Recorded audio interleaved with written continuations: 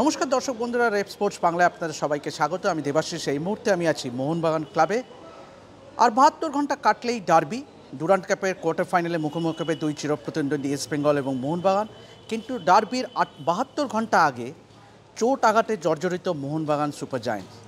অবশ্যই আপনারা অনুমান করছেন যে যতদূর যা শোনা যাচ্ছে তাতে মনে করা হচ্ছে যে মনবীর সিং এবং কিয়ান নাসেরি খুব সম্ভবত ডার্বিতে খেলতে পারবেন না।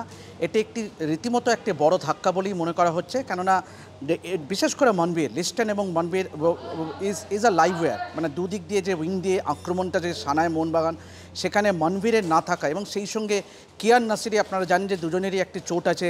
মনবীরের একটি কোমরের সোয়েলিং আছে, তার জন্য তিনি সেই চোট থেকে সেই সোয়েলিং এখনও কিন্তু কমেনি। যতদিন না সেই সোয়েলিং কমছে তিনি কিন্তু মাঠে নামতে পারবেন না। এবং সেই সঙ্গে কিয়ান নাসিরি কিন্তু প্র্যাকটিসে একটু চোট পেয়েছিলেন এবং সেই থেকে এখনই পুরোপুরি রিকভার করতে পারেননি। সুতরাং মোহনবাগানের যে ডার্বির আগে যেটা সবথেকে বড় সমস্যা সেটা হলো এই দুই রাইট উইঙ্গারের রাইট আউটের এই দুজন নির্ভরযোগ্য ফুটবলারের চোট।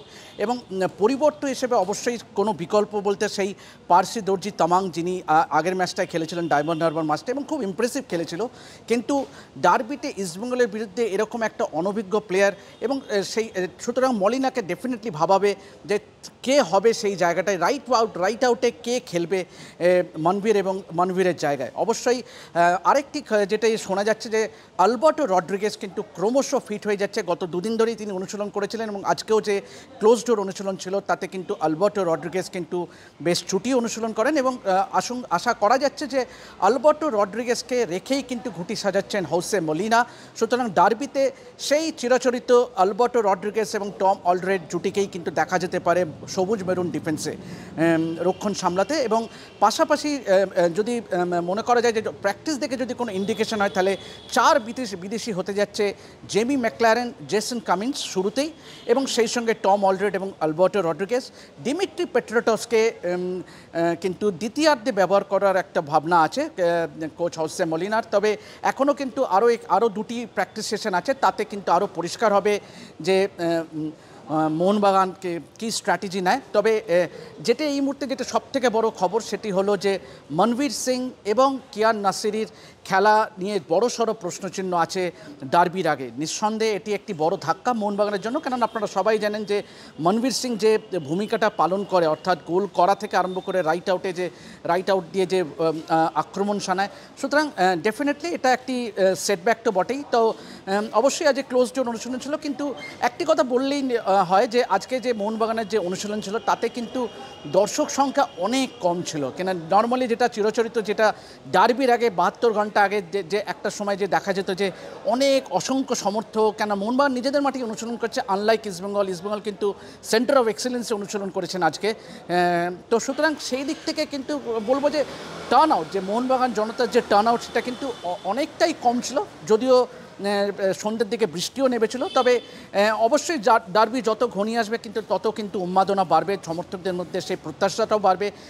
এবং আপনারা সবাই জানেন যে মোহনবাগানের যে ডমিনেন্স ছিল গত মরশুমে, বিশেষ করে যতবার ডার্বিটা দেখা হয়েছে তারা কিন্তু শেষ আসে এসেছে। তবে এক্ষেত্রে কিন্তু এবারে ডুরান্ট কাপ কোয়ার্টার ফাইনাল ডার্বিতে কিন্তু কিছুটা হলেও কিন্তু ব্যাকফুটে মোহনবাগান, যেহেতু তাদের দুই নির্ভরযোগ্য প্লেয়ার মনবীর সিং এবং কিয়ান নাসিরি ইজ ডাউটফুল। কেননা যেটা আমি আগেই বললাম যে মনবীরের কিন্তু একটা সোয়েলিং আছে কোমরে, যেটা কিন্তু যতক্ষণ না ওই সোয়েলিং কমছে ততদিন কিন্তু তিনি প্র্যাকটিসে নামতে পারবেন না।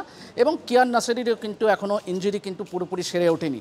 সুতরাং পার্সি দর্জি তামাং, যে আগের ম্যাচে ডায়মন্ড হারবার ম্যাচে খেলেছিল, তার উপরে কি নির্ভর করবে হোসে মলিনা, সেটার দেখে দেখা। তবে ডেফিনেটলি মোহনবাগানের বাকি যে টিমটা আছে, each and every player is an asset. তো সুতরাং আশা করাই যায় যে মোহনবাগানের তরফ থেকে যে প্রত্যাশিত যে ভালো খেলা সেটা দেখা যাবে এবং যে ডার্বিতে সাম্প্রতিককালে যে ডমিনেন্স ইস্টবেঙ্গলের উপরে সেটা বজায় রাখতে পারবে। তো অন দ্যাট নোট এভাবেই দেখতে থাকুন রেপ স্পোর্টস বাংলা এবং যাবতীয় ফুটবলের আপডেট পেতে অবশ্যই চোখ রাখুন আমাদের এই চ্যানেলে। আমি দেবাশিস আপাতত সাইন অফ করছি মোহনবাগান ক্লাব থেকে। দেখতে থাকুন রেপ স্পোর্টস বাংলা। জয় মোহনবাগান। কামিজ কেমন আছো? কামিজ কেমন আছো?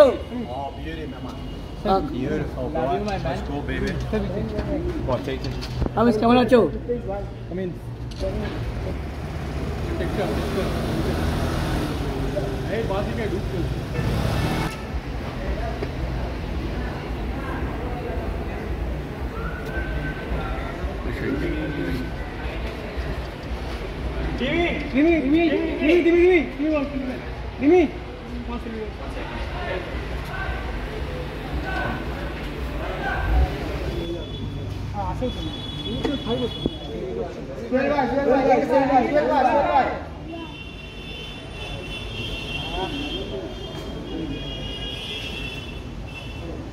मनवीर भाई